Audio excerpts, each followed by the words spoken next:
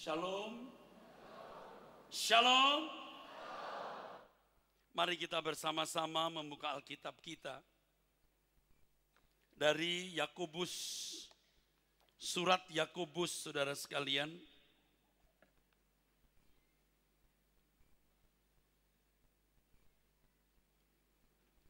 Yakobus pasal 4.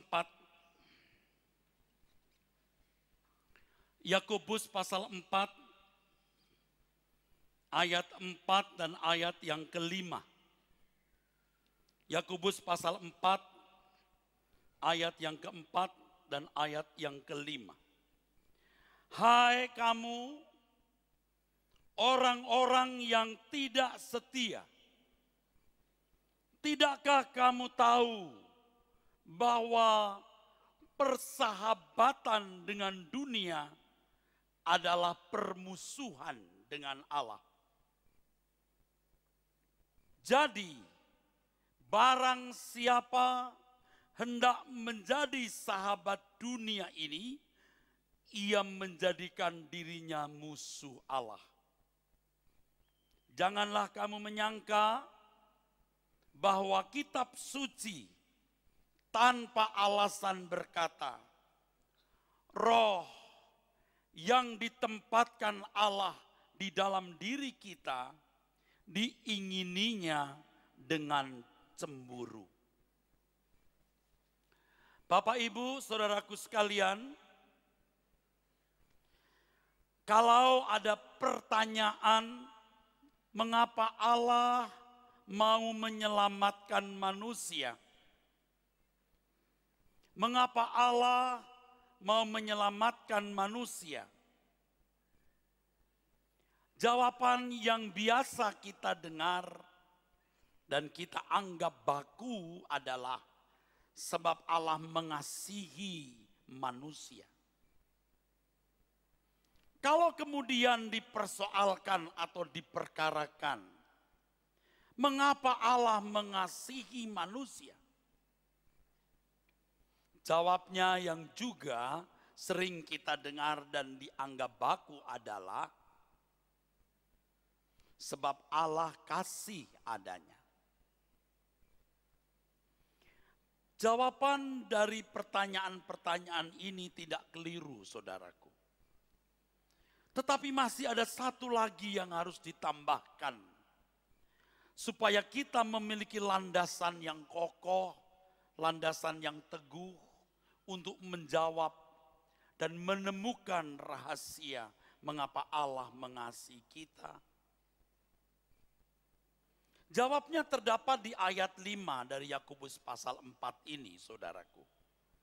Janganlah kamu menyangka bahwa kitab suci tanpa alasan berkata, roh yang ditempatkan Allah di dalam diri kita diingininya dengan cemburu. Maksud roh di sini bukan roh Allah. Walaupun di dalam Alkitab bahasa Indonesia di tangan kita ini, huruf R untuk roh ini huruf besar. Tapi sebenarnya dalam bahasa asli Alkitab, dalam bahasa Yunani, semua dalam bentuk yang sama, yang disebut anshel.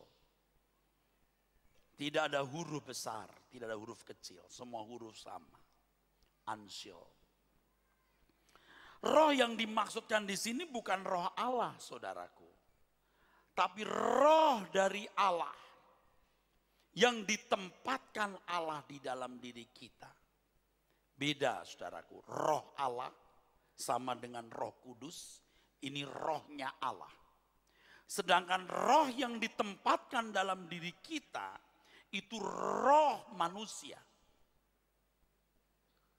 Kalau Bapak Ibu membaca Ibrani pasal 12 ayat 9, Bapak Ibu menemukan bahwa Allah disebut sebagai Bapa segala roh.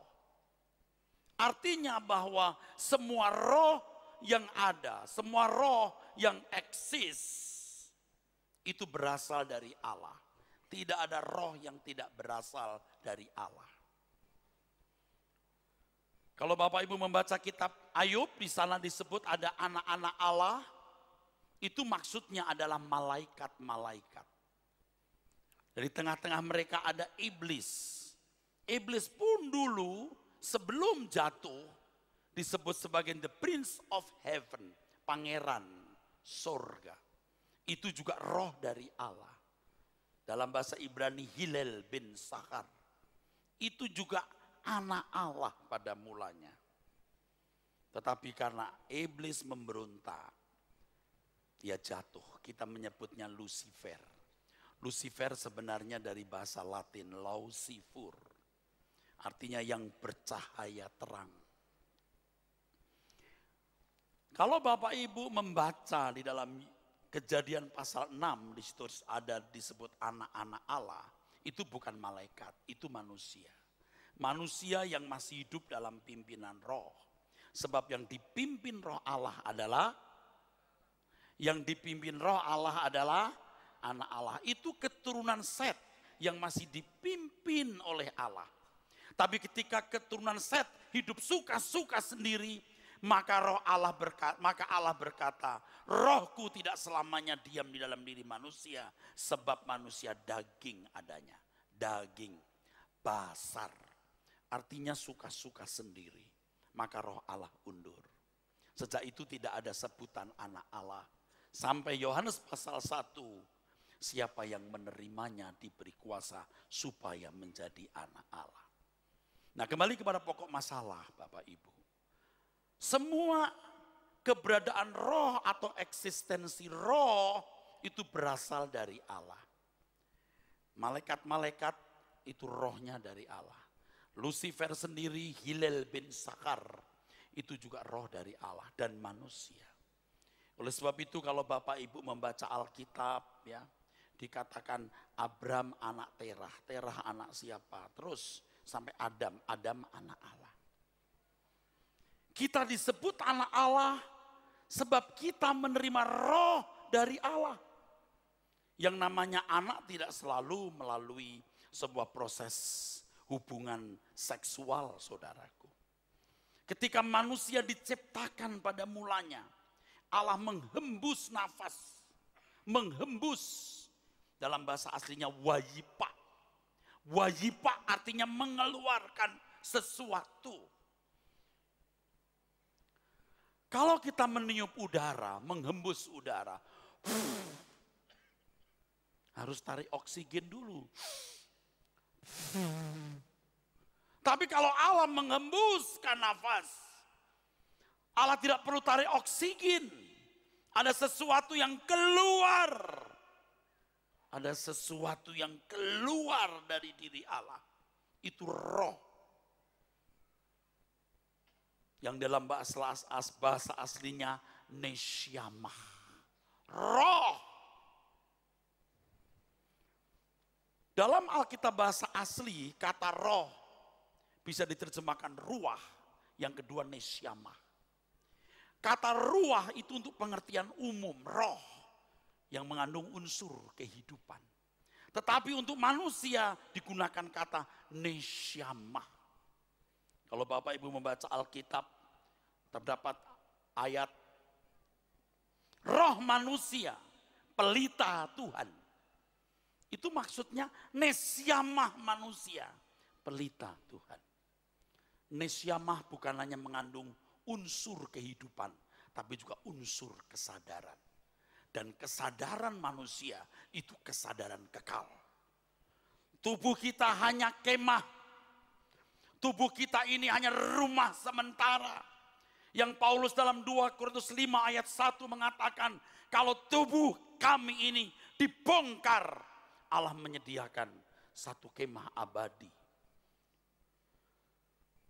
Tubuh ini rumah sementara. Tubuh kita ini kemah sementara. Sedangkan kesadaran abadi di dalam nesyamah. Di dalam nesyamahnya. Jadi ketika Allah mengembuskan nafas, Allah mengeluarkan sesuatu dari dirinya. Wayipa. Allah menaruh nesyamahnya. Nismat hayim, hayat hidup di dalam diri makhluk yang disebut manusia. Itulah sebabnya manusia menjadi makhluk yang kekal. Banyak orang tidak menyadari hal ini, saudaraku. Sehingga tidak memperhatikan gaya hidupnya. Dan hari ini kalau kita jujur, banyak orang yang hidup dengan kualitas hidup yang hanya lebih sedikit baik dari hewan. Makan, minum, mati, selesai. Kalau untuk orang beragama berharap mudah-mudahan diterima di sisi Tuhan, masuk surga. Surga neraka kok pakai mudah-mudahan. Mobil kita belum tentu ditabrak, kita asuransikan. Masa kekekalan kita main spekulasi, saudaraku. Sebenarnya orang masuk surga atau masuk neraka itu bakatnya kelihatan, saudara. Saudara kalau mati masuk surga atau neraka? Saudara kalau mati masuk surga atau masuk neraka? Surga. Apa alasan you mati masuk surga?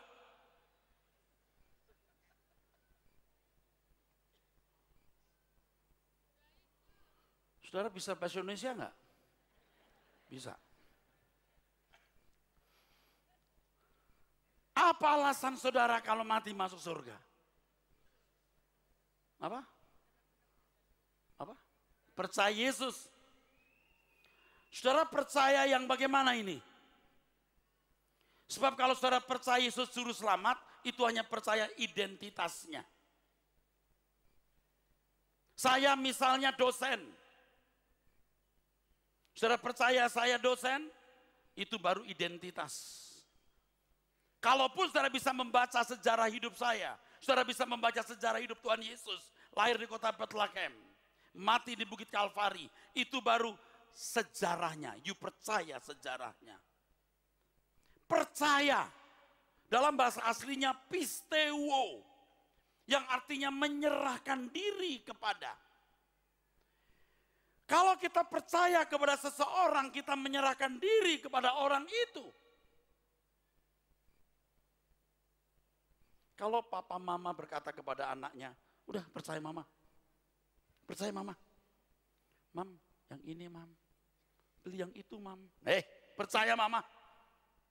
Bagusan ini mam. Percaya mama. Artinya apa kalau percaya mama? Menyerah kepada keputusanku. Tunduk kepada pilihanku. Nurut apa yang kukatakan dan kuperintahkan. Saudara sudah nurut kepada Tuhan Yesus? Amin, yang amin, amin. Yang lain aman.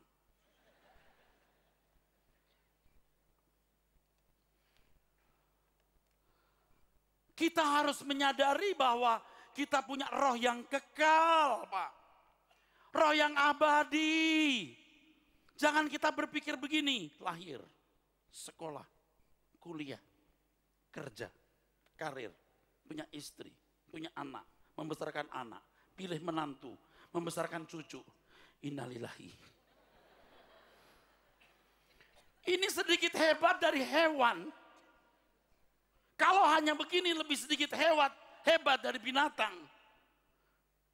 Manusia itu makhluk yang luar biasa. Anak Allah.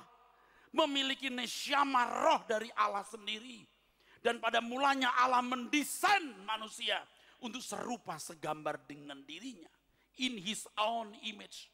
God's image. Segambar dengan Tuhan. Yang mestinya memiliki kualitas seperti Allah. Kualitas dalam moralnya. Kualitas dalam seluruh perilakunya. Jadi bukan tanpa alasan kalau kitab suci mengatakan roh yang ditempatkan dalam diri kita diingini dengan cemburu. Artinya Allah mengendaki supaya roh yang dalam dirimu, kalaupun tubuhmu dikubur, rohmu kembali kepada Bapa di surga. Jangan kembali kepada yang lain. Tapi manusia tidak peduli dengan hal ini.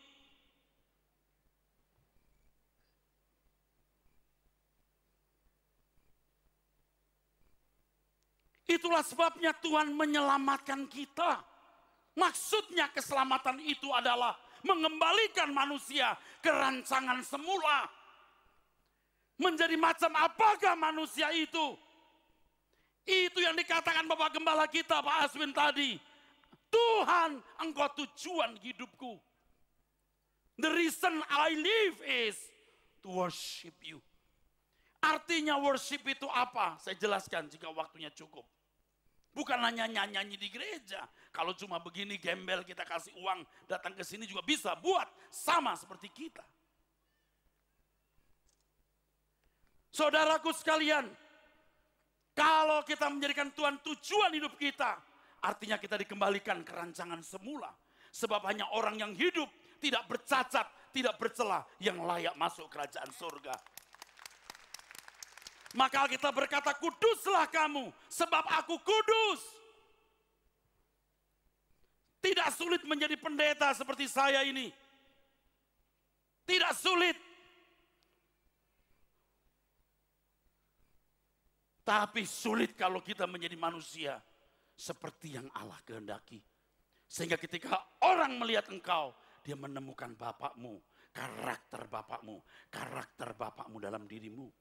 Itulah sebabnya Tuhan Yesus berkata, you must be perfect as just your Father in heaven is perfect. Itu Kristen. Christianity is not religion but the way of life. Bukan agama tapi jalan hidup. Roh yang ditempatkan dalam diri kita diingini dengan cemburu. Bicara soal kecemburuan, bicara soal keberhaan. Amin. Amin. Amin. Allah berhak mengambil atau meminta kita pulang.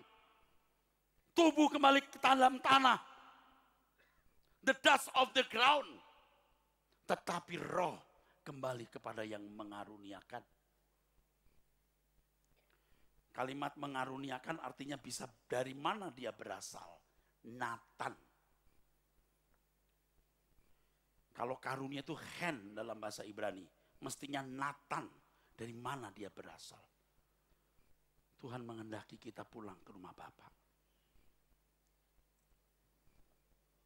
Semua kita, Bapak Ibu yang muda-muda, semua kita pulang ke rumah Bapa. Dan pulang ke tempat yang lain. Makanya kalau Bapak Ibu tidak tahu gimana anak-anak bisa tahu, saudara. Dimulai dari kita. Hidup tidak bercacat, tidak bercela, memancarkan cahaya ilahi, sikap. Sehingga orang menemukan kita, menemukan pribadi Kristus yang 2000 tahun yang lalu pernah datang ke dunia. Itu keselamatan.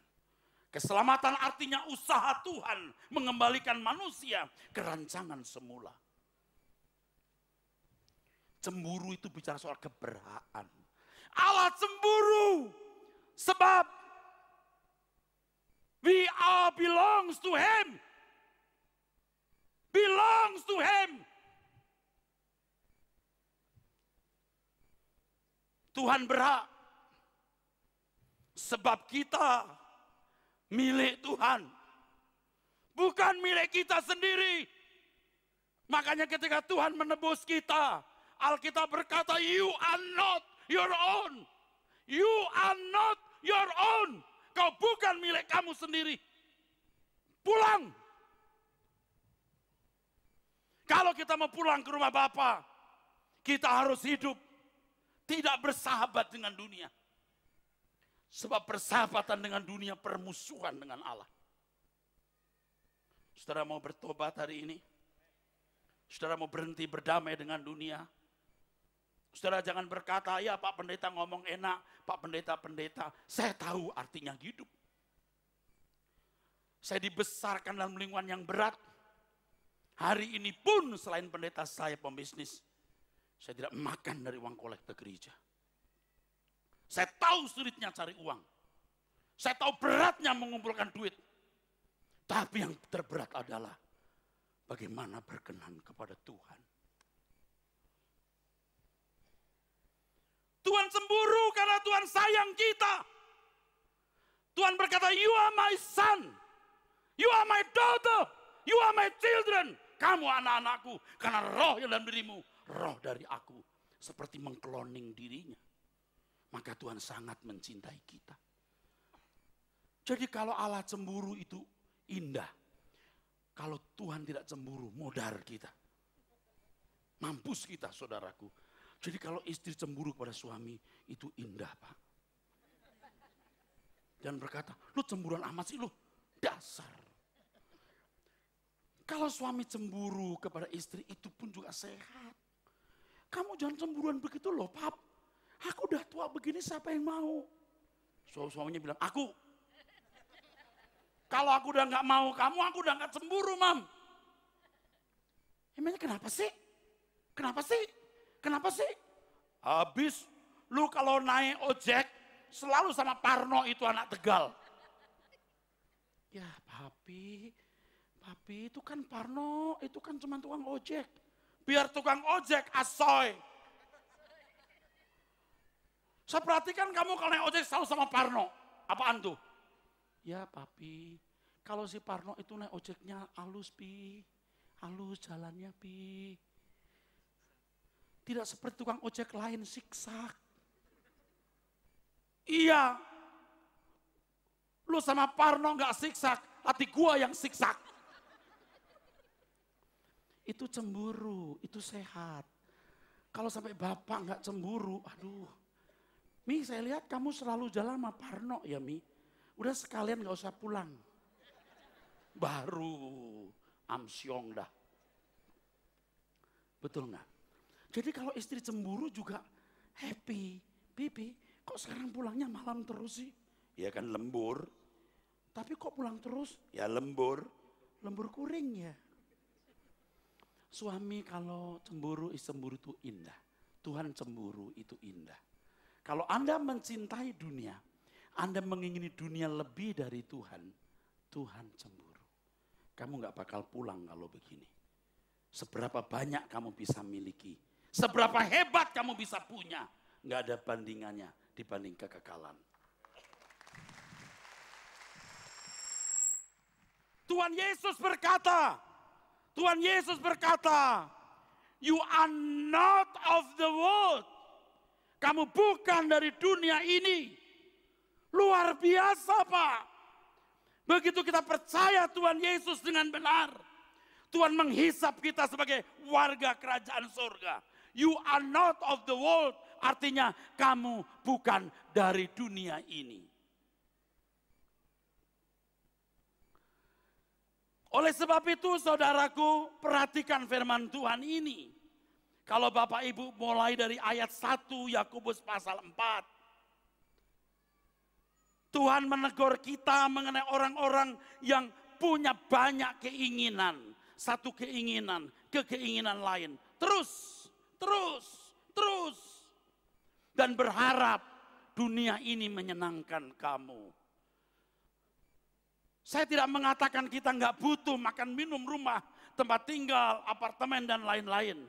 Tapi kita harus tahu bahwa kebahagiaan kita hanya di dalam Tuhan. Ketika saudara merasa tidak lengkap tanpa sesuatu, berarti saudara telah memberhalakan sesuatu itu. Saudara mesti bisa berkata, Yesus cukup bagiku. Justru orang-orang seperti ini akan dipelihara Tuhan secara istimewa. Sebab orang itu berarti mengistimewakan Tuhan. Yuk kita periksa diri kita masing-masing. Sejauh mana kita memiliki militansi percintaan kita kepada Tuhan, saudaraku. Ayat 1, Yakobus pasal 4. Dari manakah datangnya sengketa dan pertengkaran di antara kamu? Bukankah datangnya dari hawa nafsumu yang saling berjuang di dalam tubuhmu? Kamu mengingini sesuatu, tetapi kamu tidak memperolehnya. Lalu kamu membunuh, kamu iri hati, tetapi kamu tidak mencapai tujuanmu. Lalu kamu bertengkar dan kamu berkelahi. Kamu tidak memperoleh apa-apa karena kamu tidak berdoa. Atau kamu berdoa juga, tetapi kamu tidak menerima apa-apa karena kamu salah berdoa. Sebab yang kamu minta itu hendak kamu habiskan untuk memuaskan hawa nafsumu. Hai kamu orang-orang yang tidak setia. Nah ini saudara. Bersahabatan dengan dunia artinya apa? Ketika orang merasa tidak lengkap, tidak cukup dengan sesuatu hal, dia berarti telah berselingkuh terhadap Tuhan. Kita orang-orang yang salah asuh, saudaraku. Dari muda, kita telah membangun gaya hidup, pola berpikir yang salah. Kita lihat enak ya kalau punya rumah bagus. Enak ya kalau mobil bagus. Enak ya kalau punya ini, punya itu. Enak ya kalau terhormat. Bukan tidak boleh punya itu. Tapi saudara harus tahu, begitu saudara ditebus oleh darah Tuhan Yesus Kristus, you are not your own. Kau bukan milik kamu sendiri. Baik kau makan atau minum, atau melakukan sesuatu yang lain, lakukan semua untuk kemuliaan Allah. Hidupmu yang sesungguhnya, hartamu yang sesungguhnya, nanti di belakang langit biru. Tapi siapa yang mau terima ini, saudaraku? Jarang ini diberitakan kepada orang-orang hari ini. Jarang. Saya mengingatkan kepada saudara, jangan takut, saudara pasti dipelihara Tuhan. Amin. Tidak usah minta tolong pun, saudara akan ditolong Tuhan sebenarnya. Amin. Kalau burung pipit berharga, apalagi puput.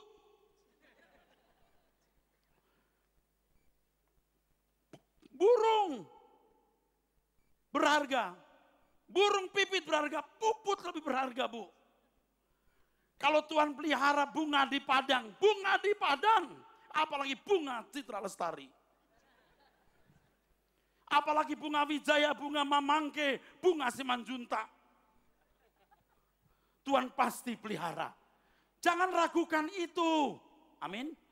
Berkat jasmani tidak perlu Anda ragukan. Dia memberi hujan kepada orang baik, orang yang tidak baik. Dia memberi matahari kepada orang jahat, orang benar. Tuhan memberikan berkat adil. Tergantung bagaimana orang bertanggung jawab. Percaya, saudaraku. Tetapi untuk berkat kekekalan hanya untuk orang yang di dalam Yesus. Itu untuk saudara yang memiliki keselamatan dalam Yesus Kristus. Maka Tuhan katakan cari dulu kerajaan Allah. Jangan terikat dengan perkara-perkara dunia. Justru orang-orang yang tidak terikat Tuhan akan pelihara. Punya bukan banyak, sangat banyak.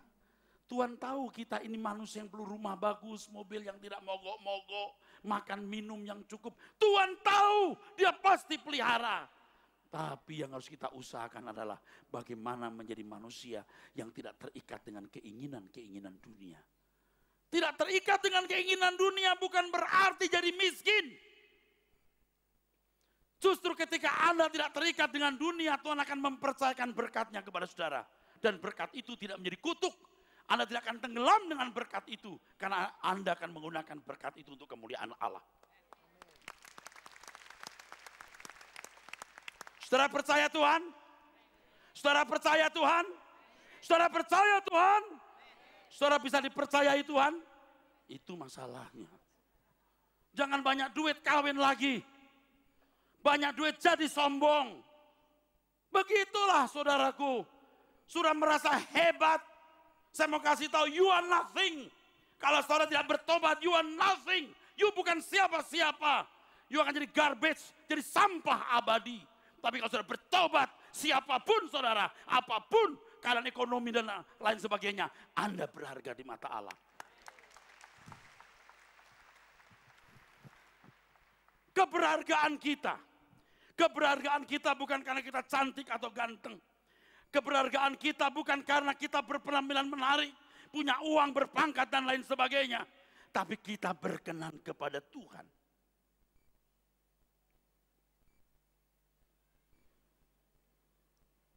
Sulit saya berbicara kepada saudara yang masih terikat dengan dunia. Tetapi saya punya pesan ini kepada saudara. Jangan terikat dengan dunia. Nanti Roh Kudus akan tolong saudara bagaimana Anda tidak terikat dengan dunia. Anda jangan pikir saya anti dunia. Saya juga naik mobil sedan, saudaraku. Saya juga kalau naik pesawat terbang, saya mau yang bagus. Saya mau tinggal di hotel yang enak. Tapi kalau saya di daerah, tinggal di hotel Losmen Merpati, banyak kecoaknya, juga haleluya. Range-nya luas. Aku juga menikmati hidup. Tetapi saudara, di atas semuanya saya tahu. Ada rumah abadi yang lebih dari segalanya. Yaitu kerajaan surga. Saya belum sempurna, tapi saya mengajak saudara untuk melihat ke atas. Tuhan berkata, carilah perkara yang di atas, bukan yang di bumi. Karena suatu hari pasti kita akan mati, saudara. Anda berkata, saudara tahu Pak, saya juga tahu, Anda tahu. Tapi bagaimana saudara dan saya mengantisipasi dan sungguh-sungguh mempersiapkan diri menghadapi hari kematian itu.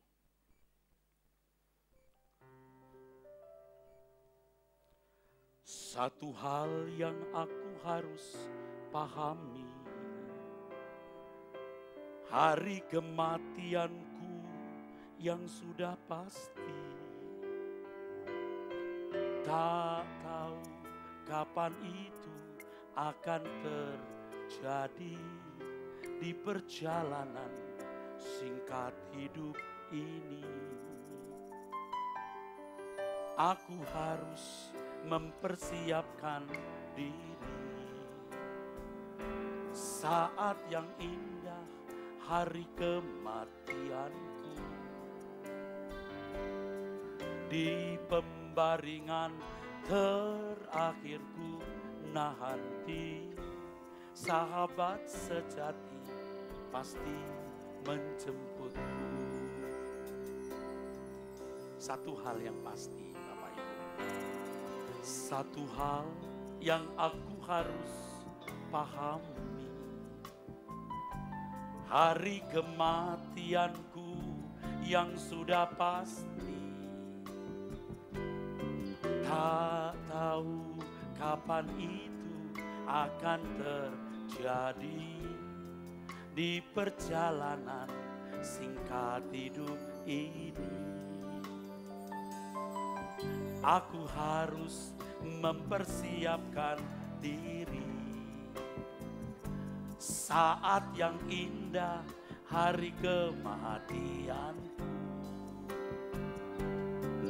di pembaringan terakhirku nanti, sahabat sejati pasti menjemputku. Roh Kudus tolong aku hidup tidak bercela sampai waktu menutup mata. Ku rindu seperti Yesus, kesukaanmu Bapa. Hidup ini jadi berharga. Roh Kudus tolong aku.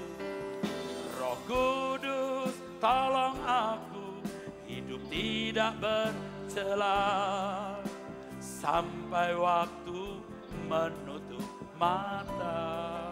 Ku rindu seperti Yesus, ku rindu seperti Yesus, kesukaanmu Bapa.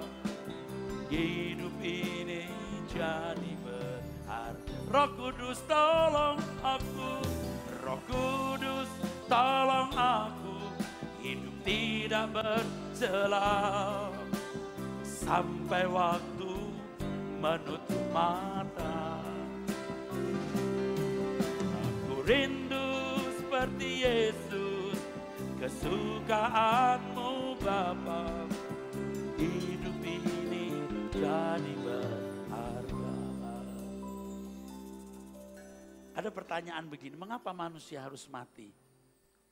Jawabnya secara doktrinal berbunyi, sebab manusia jatuh dalam dosa. Ya kenapa mesti mati? Ya karena manusia jatuh dalam dosa. Ya kenapa mesti mati? Kenapa nggak dibikin pincang atau buta atau apa begitu? Bapak Ibu perlu ketahui bahwa kematian itu juga solusi yang diberikan Allah Bapa yang baik. Kalau manusia tidak bisa mati, kekal dalam penderitaan seperti Lucifer. Untung cuma 70 tahun Pak. Kalau 700 tahun, sakit gigi 3 hari aja kita amsyong kayak begitu. 700 tahun mati kita. Menderita benar. Only 70 years. Puji Tuhan. Jadi kalau ditanya, mengapa manusia harus mati? Supaya hidup berarti. Supaya hidup berharga. Adam dibuat mati. Karena nunggu ada juru selamat yang akan menang melawan iblis dan menyediakan kebangkitan yang bisa memulihkan manusia, mengembalikan manusia ke rancangan semula, dan akan ada kebangkitan di dunia lain yang lebih baik, di langit baru, bumi baru. Amin. Saudara menikah juga nggak lama loh. Usia 25 tahun menikah, hidup bersamanya 25-60 tahun. Setelah itu berpisah, tragis loh. Ini pendeta yang sering lihat orang meninggal. Tragis kematian itu. Saya mengubur seorang anak yang baru lulus SD. Atau baru menerima rapot. Meninggal di kolam renang, saudara. Tragis. Pada waktu saya duduk tepekur, diam di samping peti. Iinya datang sambil nangis. Sebut nama anak ini Ii bawa rapotmu. Ii bawa rapotmu. Adiknya yang kecil. Dia goyang-goyang. Cek, bangun cek, jangan tidur di sini. Wah, itu hancur hati kita. His life. Ini hidup. Baru-baru ini Anda mendengar kebakaran anggota gereja kita di sini. Meninggal di dalam. Jangan Anda berkata, wah karena dihukum Tuhan. Oh belum tentu, Tuhan cara mengambil nyawa orang itu macam-macam. Dan cara kematian orang tidak menentukan kualitas hidup orang itu. Pakai macam-macam cara Tuhan memanggil. Enggak apa-apa, apapun caranya, memang harus mati. Masalahnya siapa yang duluan, saudaraku. Amin. Hidup ini tragis, Pak. Tapi enggak apa-apa mati. Kan di balik kematian ada kebangkitan, saudaraku. Tepuk tangan, saudara. Makanya saudara dan saya harus persiapan. Banyak orang memperkaya diri begitu rupa dan tidak memperdulikan sesama, tidak memperdulikan pekerjaan Tuhan. Kalau bangun rumah miliaran, beli mobil miliaran untuk pekerjaan Tuhan, cerit. Berkatnya maunya sor. Kalau mau diberkati maunya sor. Tapi kalau untuk pekerjaan Tuhan, cerit. Orang-orang kaya di Jakarta, saudaraku, karena saya mengembalakan jemaat yang jumlahnya ribuan, jadi ada orang-orang yang sangat berduit juga, saudara. Dan saya juga sering melihat orang-orang kaya meninggal. Dia punya itu peti mati berlapis emas. Ada bagian-bagian yang berlapis emas. 5 ruangan sendiri disewa, penuh dengan pohon-pohon. Kayak hutan. Prasmanan makan di samping ruangan. Es krimnya pun juga es krim mahal, Pak. Saya sebutkan mereknya Anda tahu. Buset. Itu karangan bunga meluap sampai jalan. Pada waktu diantar ke pemakaman bisa 1 kilo.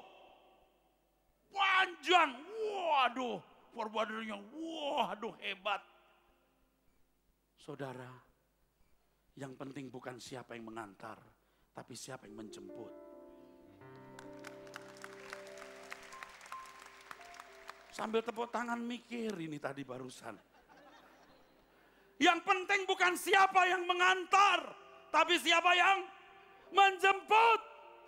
Waktu Lazarus meninggal, cerita Lazarus Abraham, mungkin yang nguburannya Pak RT dan Hansip. Tetapi dia duduk di pangkuan Abraham. Amin. Dia duduk di pangkuan Abraham, bro. Bukan siapa yang mengantar, Bu, tapi siapa yang menjemput. Anda layak dijemput enggak? Saudara bisa bahasa Indonesia enggak? Ditanya enggak jelas. Awas, jangan amin-amin saja. Ada pendeta amin. Amin. Begitu pendeta enggak ada, aman.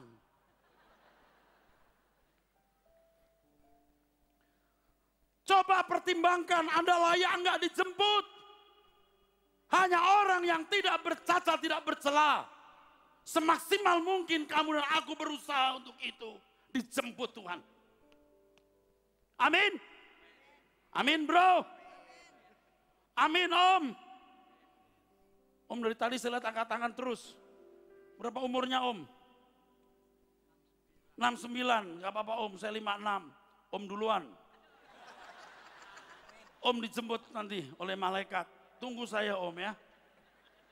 Haleluya. Biar you masih muda, jangan nakal. Dagingnya dimatikan, amin. Buang itu, gampang marahnya, gampang tersinggungnya. Mata duitannya, mata keranjangannya. Buang keranjangnya, tinggal matanya. Atau matamu diambil kau dikeranjangi. Amin Pak. Jadi Kristen yang benar. Jangan takut, Tuhan pasti pelihara kita. Orang tanpa Tuhan Yesus, orang kafir aja bisa diberkati secara jasmani, mosok kita tidak. Nah mungkinlah itu. Tapi untuk punya kesucian kehidupan dan sikap batiniah yang benar, hanya dalam Tuhan Yesus.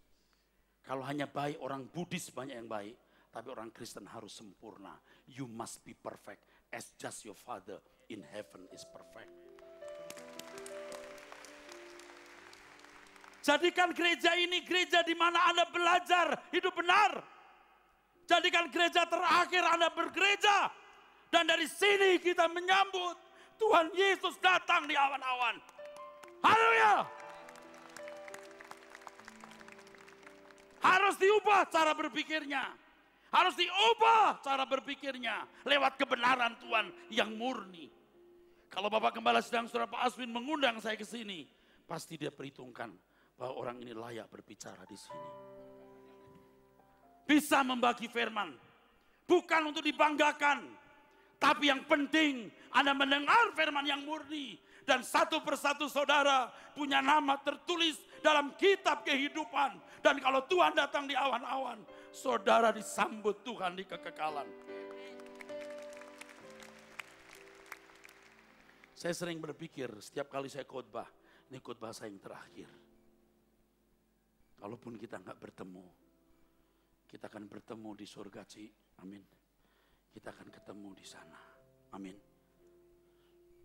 Hari ini kita harus bertobat. Seirama dengan perjamuan kudus yang saudara terima nanti. Anda harus berberes di hadapan Tuhan. Saya tidak berhak apa-apa atas saudara. Tuhan yang berhak. Jangan ingini perkara dunia. Bekerjalah keras, kerja keras. Jangan jadi orang kaya. Jadilah orang yang sangat kaya. Jangan jadi orang sehat, jadilah orang yang sangat sehat. Jangan jadi orang pinter, jadilah orang yang sangat pinter, sangat cakap, punya potensi. Supaya Tuhan bisa pakai. Dan ini untuk kemuliaan namanya. Kalau Anda sakit-sakitan, miskin, gak punya keahlian. Malaikat juga bingung apanya mau dipakai. Jangan surga-surga, Tuhan, tapi tidak punya potensi, tidak produktif. Tuhan gak berkenan itu, saudara. Harus produktif, harus kiat, harus cakap. Tetapi di atas semuanya, hidup kita berkenan kepada Tuhan. Jadi Pak, kita nggak boleh kaya, sangat kaya kalau perlu. Tapi semua yang kita lakukan, baik kita makan atau minum, atau melakukan sesuatu yang lain, lakukan semua itu untuk kemuliaan Allah. Haleluya! Jadi makin tua Bapak Ibu, Anda harus makin mengosongkan bejana hidup saudara. Makin tua itu makin gak punya keinginan. Betul gak? Kalau tadi saya kasih ilustrasi ya. Kita makin tua makin gak banyak makan pun gak bisa. Yang banyak pantangannya. Kalau kita datang ke pesta, om-om udah tua begitu saudara. Om, sopnya om. Gak bisa. Kolesterol. Om, sate babinya om. Cunyuknya, hauce. Centek, halisan, darah tinggi. Om udah makan empeng aja om, halisan uyat. Jadi om kalau begitu minum aja om sirup. Gak bisa, diabetes mellitus. Ya ambil kursi, duduk om. Gak bisa, ambeien. Yuk kasihan nggak orang tua begitu? Jangan ketawa, yuk kalau tua bisa gitu juga loh. Enggak, bisa loh. Bisa ya, bisa tidak. Maybe yes, maybe not. Tidak om, kalau begitu duduk aja om. Nonton TV, habisnya kacau. Tolong bawa om ini keluar deh biar kena angin-angin. Iya, masuk angin. Udah om, innalillahi aja deh om. Kalau sudah tua itu begitu Pak. Jangan makin tua, saudara makin genit. Ada loh, satu kali saya datang di satu kebaktian. Habis khotbah saya duduk. Itu ada, itu kebaktian, persekutuan doa. Saya masih muda, waktu itu masih muda sekali. Tapi peristiwa tidak pernah saya lupakan saudara. Jadi habis kebaktian kan cipiki. Lalu ada om-om tua gitu, cari cewek cantik yang piao liang. Terus dia lihat cewek cantik dia gini. Dia pegang gini bukan pipi tapi ini bener-bener itu om. Tua-tua keladi, makin tua makin kurang ajar. Ini tua-tua. Sudah tua-tua masih. Tiung. Saya takut nanti matinya mata sebelah gini. Tiung. Bayangkan kalau jadi mayat begini saudaraku. Kasihan pendetanya kan. Om, udah om lupakan om. Tiung. Ini kalau ketemu cewek melayat, dia begini, sempat gini, mati lagi. Saya kira ada pria-pria di sini yang masih begitu. Lihat nona-nona seperti nano-nano, saudara harus berani mematikan keinginan daging. Wah istri saya udah gak ada bentuknya Pak. Loh, itu juga gara-gara kamu. Dulu dia punya badan tuh slim and beautiful. Sekarang punya anak 2, 3, 4, berubah bentuk. Dulu seperti bagus gitu. Waduh, Marilyn Monroe. Sekarang seperti Doraemon. Mine is the best. Lihat istri itu kasihan tahu. Dia seperti itu juga karena kita Pak. Ibu-ibu juga. Sama suami gak boleh galak-galak begitu. Kadang-kadang ada istri ada wanita-wanita yang lembut, manis tapi ganas.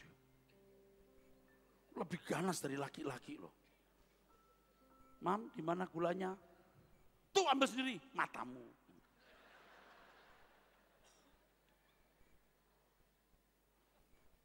Istri begini kan suami nggak lama, kena TBC mati.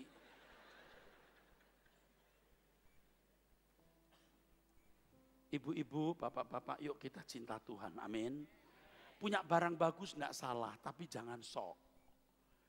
Ada wanita yang kalau nggak barang bagus nggak mau, mesti barang bermerek. Cuman mau ditunjukin ke orang sambil pakai gini. Biar dilihat orang nih.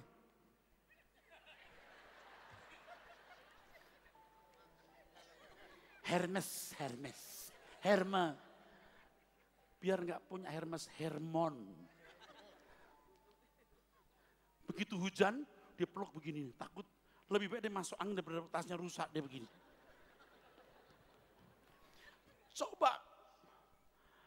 Coba kalau tas murahan, dia begini.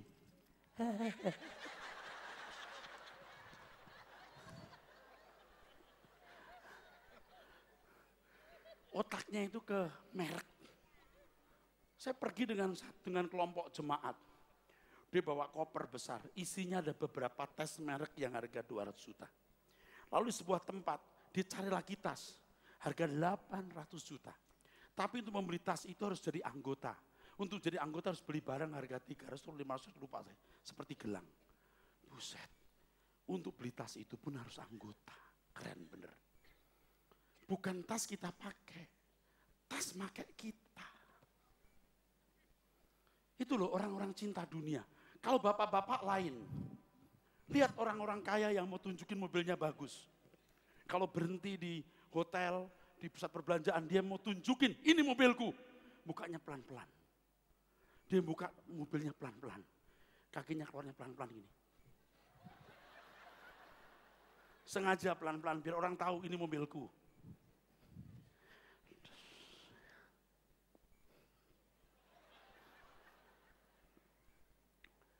Terus samping sopirnya kayak Mr. Bean. Terus jamnya tebel 2 cm atau berapa gini. Harganya 10 miliar.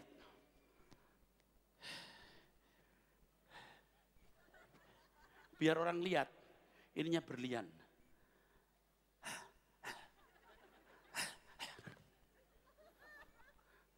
Kita liatin begitu, monyet.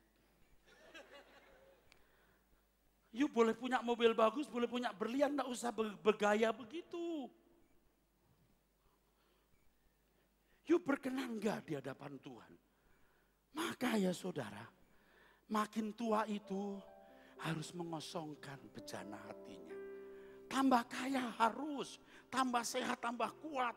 Tapi tidak mengingini dunia, ini enggak gampang. Tapi kalau saudara berusaha bisa jadi kekasih-kekasih Tuhan. Tuhan, aku rela mengosongkan bejana jiwaku ini dari segala keinginanku dan semua hasrat pribadiku. Tuhan, penuhi aku dengan gairah surgawi yang suci, agar apapun tak ku ingini lagi, hanya Engkau hartaku abadi. Saat ku pulang menghadap Bapa, hanya Engkau yang ku miliki. Kerinduan hatiku, kehausan jiwaku, dapat memandang wajah-Mu. Saat ku pulang, saat ku pulang menghadap Bapa, hanya Engkau yang ku miliki. Kerinduan hatiku, kehausan jiwaku, dapat ku memandang wajah-Mu. Saat ku pulang, saat ku pulang menghadap Bapa, hanya Engkau yang ku miliki. Kerinduan hatiku, kehausan jiwaku, dapat ku memandang wajah. Saya jadi pendeta bertahun-tahun juga tidak pengen ketemu Tuhan Yesus, saudara. Kalau mati sih berharap masuk surga, nggak masuk neraka. Tapi ingin ketemu tidak, jujur saja. Tapi ketika Tuhan robah saya tahun 2009, Tuhan robah cara berpikir saya. Saya makin giat cari uang, giat olahraga, giat fitness, giat belajar. Dan terus membangun cintakan Tuhan. Dan saya mengajak saudara jadi kekasih Tuhan. Kita datang sendiri, kita pulang sendiri. Amin. Jadi waktu kita berkata, saat ku pulang menghadap Bapa, hanya Engkau yang ku miliki. Memang kerinduan hatiku, kehausan jiwaku, dapat ku memandang wajah-Mu. Saat ku pulang, katakan, saat ku pulang menghadap Bapa, hanya hanya Engkau yang ku miliki. Kerinduan hatiku, kehausan jiwaku, dapat ku memandang saat ku pulang. Amin. Yes. Menghadap Bapa, hanya Engkau ku miliki. Kerinduan hatiku, kehausan jiwaku, dapat ku memandang saat ku pulang Tuhan. Menghadap Bapa Tuhan. Yes Lord. Ku miliki. Yes Lord, amin. Yes Lord. Saudaraku, ini Kristen yang benar. Bagaimana mengubah manusia berdosa, bukan hanya baik, tapi menjadi manusia Allah, man of God. Kita memang tidak bisa sempurna dalam arti seperti Tuhan sendiri. Sempurna yang seperti Allah, tapi sempurna sebagai manusia di mata Allah. Dan semaksimal mungkin, ini bukan angka yang bisa tahu berapa jumlah nominalnya. Tetapi semaksimal mungkin kita berusaha sampai pada satu titik di mana Bapak bisa berkata, ini anakku yang kukasihi, kepadanya aku berkenan. Haleluya, haleluya saudaraku. Gereja harus melayani dengan tujuan yang jelas. Bagaimana setiap umat dilayakkan masuk kerajaan surga. Yang karakternya diubah dari hari ke hari. Yang suatu hari saudara akan dijemput Tuhan. Ketika mata kita tertutup untuk selamanya. Mungkin saudara berkata, Pak tapi kan masih lama Pak. Oh kita nggak tahu. Kita tidak pernah tahu kapan hari kematian kita. Tapi saya ingatkan kepada saudara sekalian, engkau datang sendiri, engkau akan pulang sendiri. Kalau ada di antara ibu-ibu hari ini yang kecewa karena engkau dikhianati suamimu, ada pria-pria yang kecewa karena engkau dikhianati istrimu, ada orang tua yang kecewa karena dikhianati anak-anak. Ada satu pribadi yang tidak pernah mengecewakan kita. Ada satu pribadi yang sungguh tidak pernah mengecewakan kita, yang akan mendampingi kita nanti di kekekalan. Sebagaimana ku datang sendiri, ku kan kembali sendiri lagi. Tuhan yang memberi, Tuhan yang memberi. Terpujilah namamu Tuhan. Tiada yang dapat ku genggam, semuanya pasti ku lepaskan. Hanya Engkau Tuhan, kekasih abadi, menemani di jalan ini. Sebagaimana datang sendiri, ku kan kembali sendiri lagi. Tuhan yang memberi, Tuhan yang memberi. Terpujilah namamu Tuhan. Tiada yang dapat ku genggam, semuanya pasti ku lepaskan. Hanya Engkau Tuhan, kekasih abadi, menemani di jalan ini. lama lagi. Tak lama lagi ku kan memandang wajah-Mu, Tuhan Yesus kerinduanku.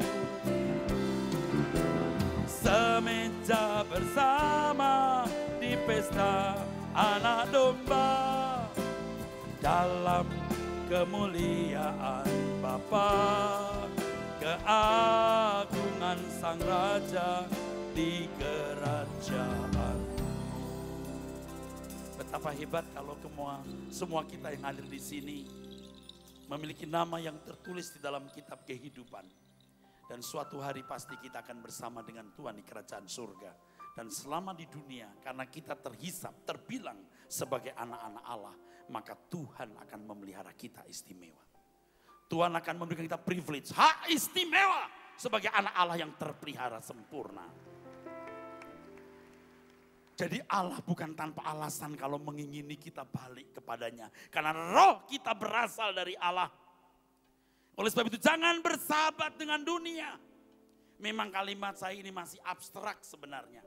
Tetapi Roh Kudus akan menolong saudara untuk mengerti bagaimana tidak bersahabat dengan dunia. Ketika kita bisa berkata, Tuhan Engkau kebahagiaanku. Aku bisa hidup tanpa siapa-siapa dan bisa hidup tanpa apa-apa. Tapi aku tidak bisa hidup tanpa Engkau. Engkau kebahagiaanku Tuhan. Aku tidak bisa bahagia tanpa bersekutu dengan benar bersama-Mu. Prinsip ini harus dibangun sampai bertemu lain waktu. Amin. Mari kita bangkit berdiri, saudaraku sekalian.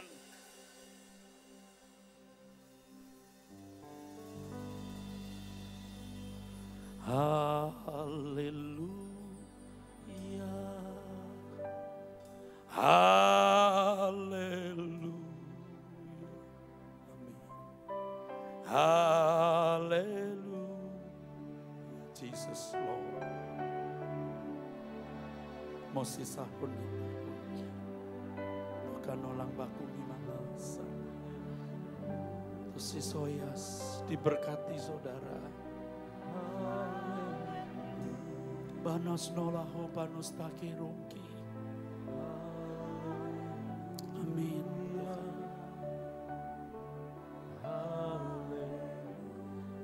Angkat hatimu. Haleluya.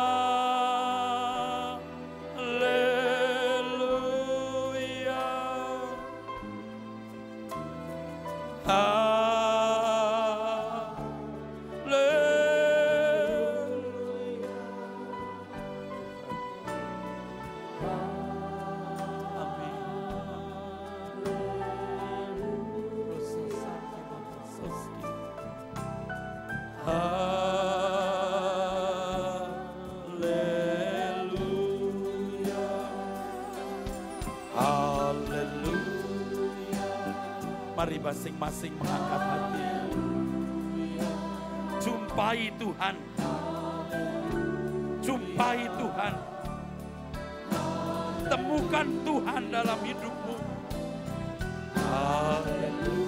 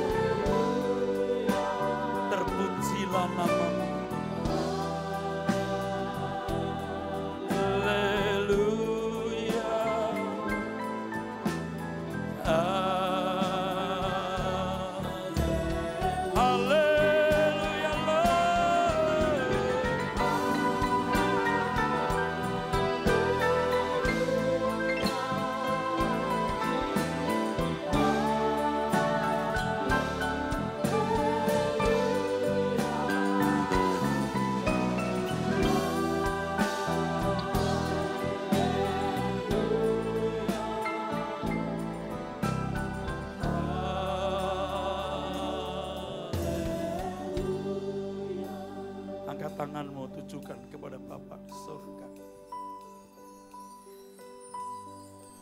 Terutama tujukan hatimu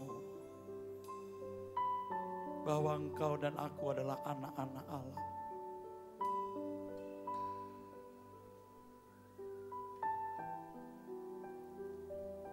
Apakah saudara mendengar Tuhan Bapa kita berkata, pulang anakku, pulang.